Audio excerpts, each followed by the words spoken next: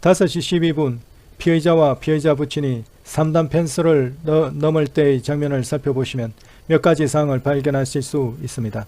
특별히 피해자 부친이 입고 있는 윗옷의 모습을 잘 살펴보시기 바랍니다. 먼저 나오는 이가 피해자이며 뒤따라 나오는 이가 피해자 부친입니다. 첫째, 피해자 부친의 윗옷이 어디엔가 조금 얇은 듯 합니다. 둘째, 피해자와 피해자 부친의 윗옷의 색깔을 비교해 보시면 피해자 부친의 윗옷이 보다 옅은 색임을 알 수 있습니다.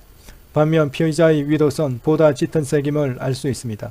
셋째, 피해자 부친은 손을 윗옷 호주머니에 넣는 모습을 볼 수 없다는 것입니다.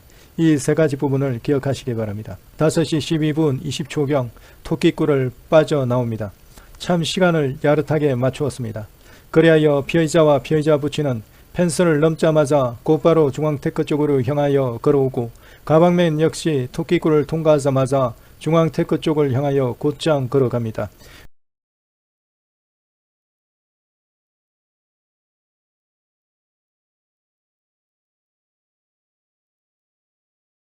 중앙테크 가까이 갔을 점 서로 상대방을 알아볼 수 있는 거리점에서 가방맨은 방향을 틀어 오른쪽에 있는 원형 놀이터 쪽으로 갑니다. 피해자는 부친에게 손을 들어 가방맨 쪽을 향하고 아빠 가방맨이 와서 라고 말하는 듯 보이며 피해자 부친은 그 얘기를 듣고 오른쪽 원형 놀이터 방향으로 뒤따라 걸어가는 모습을 확인할 수 있습니다.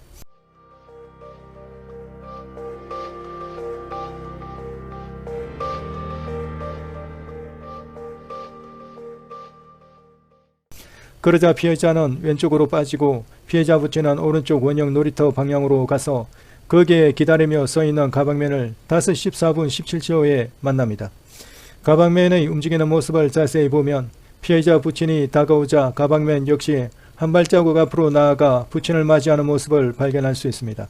그리고 가방맨이 왼손에 들고 왔던 코트를 피해자 부친에게 입혀주는 듯한 모습입니다.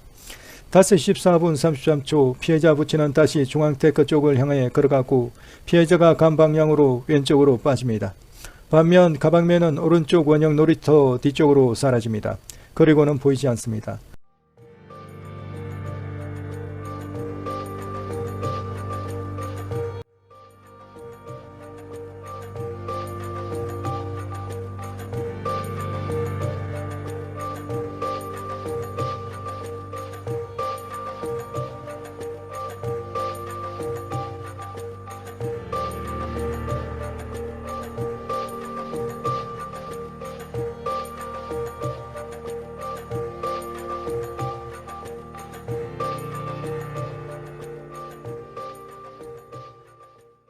자세히 보시면 피해자 부친이 가방맨을 만난 전후로 하여 세 가지 점에서 확실하게 차이가 납니다.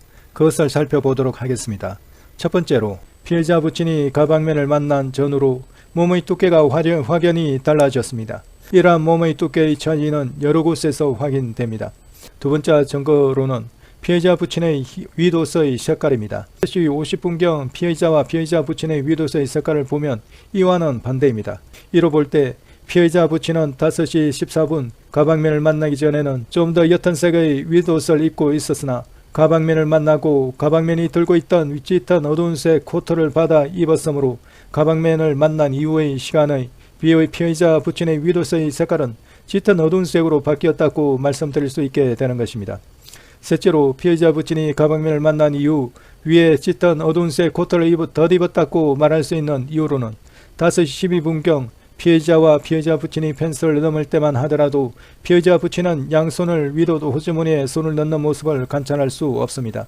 양손이 모두 다 밖으로 노출되어 있습니다.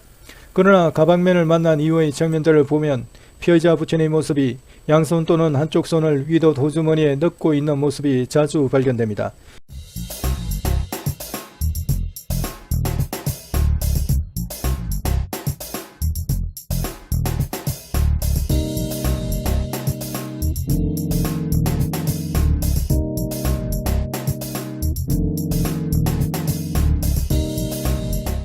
다섯 시 13분에 준 아버지가 만난 것처럼 보이는 사람 조사하셨어요?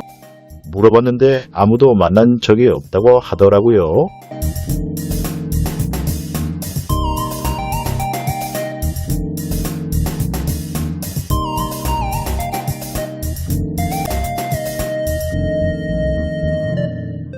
피해자는 3시 37분 피해자 부친과 전화통화를 하였습니다. 저는 그 전화통화가 매우 중요하다 생각합니다. 그 이유는 정민이 부친께서 피해자 모친에게 3시 37분 전화통화를 물었을 때 피해자 모친이 주저앉을 정도로 당황함을 보였다는 것에 있습니다.